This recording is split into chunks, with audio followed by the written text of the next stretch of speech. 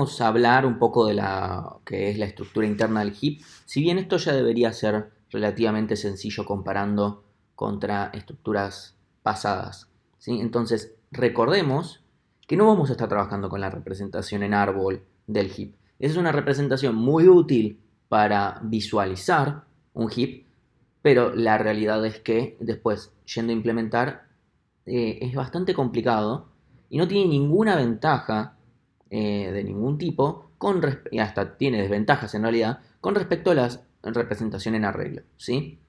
La representación en arreglo es mucho más fácil, no hay que manejar el tema de los punteros, además es más rápida, eh, y todo lo que eso conlleva, además de obtener, bueno, quién es el elemento que está al final, digamos, el que está más abajo a la derecha, mover cosas de un lado para el otro, etcétera, es todo muchísimo más fácil en la representación en arreglo. La única razón para implementar la representación en árbol sería por una cuestión pura y exclusivamente pedagógica de aprender a implementarlo, pero solamente eso.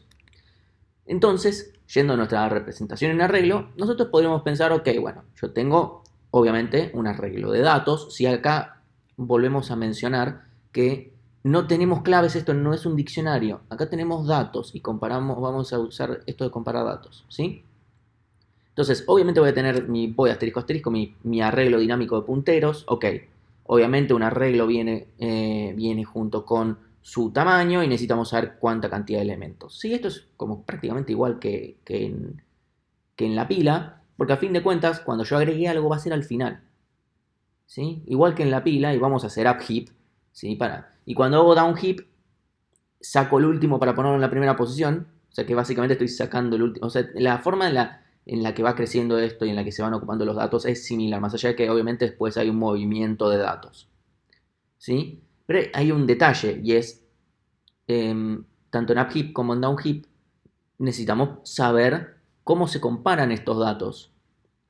¿Qué define que el dato que está en la posición de un hijo es más grande, más chico o igual que la del padre? ¿Sí? Y con void asteriscos, a priori no tenemos ninguna forma, a menos que quisiéramos comparar posiciones de memoria, cosa que es muy poco probable.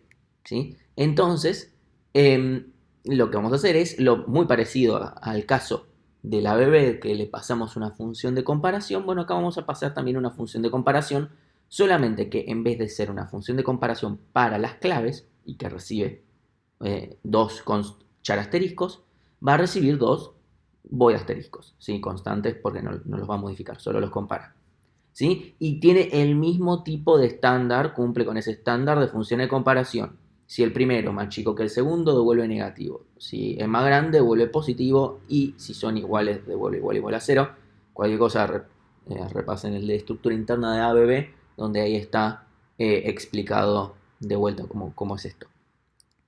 Entonces, simplemente lo único que vamos a tener que tener es nuestro arreglo dinámico de datos, nuestro tamaño, nuestra cantidad, y aparte vamos a tener que tener guardada este comparar dato t, que obviamente lo vamos a recibir cuando se crea el heap, ¿sí? Ya sea creándolo a partir de un arreglo o creándolo vacío inicialmente. En cualquiera de los dos casos lo recibimos al crear. Y ahora la última pregunta que podría quedar sin contestar, aunque la mayoría que esté viendo este video espero que se lo imagine, es cómo sería la redimensión de este TDA.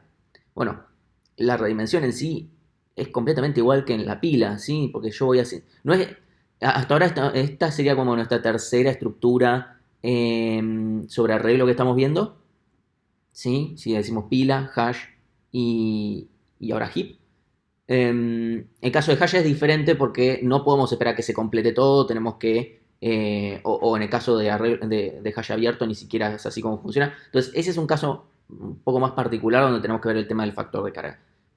Pero en la pila o en la cola incluso implementado en un arreglo, o en esta otra, o en el vector dinámico, en todo, sino el general es más o menos la misma regla, que es, ok, se me llenó, ahora necesito un lugar más, bueno, duplico el tamaño. ¿Sí? Acá va a ser exactamente lo mismo. Vamos a cumplir exactamente las mismas reglas. Cuando quiero agregar algo y está llena, ahí entonces duplico el tamaño. Y lo mismo para achicar. Si llegué a un cuarto, reduzco a la mitad. Sí, obviamente estas son constantes. Podría ser triplico y cuando llego a un noveno, reduzco al tercio. Sí, la idea es exactamente la misma y obviamente todo es una función de una constante. El hecho de multiplicar por una constante es lo que me ayuda a que la complejidad siga manteniéndose constante eh, en el periodo largo, digamos, en insertar un montón de elementos, que obviamente ni siquiera nos va a molestar hacer demasiada demostración porque incluso encolar y desencolar son logarítmicos.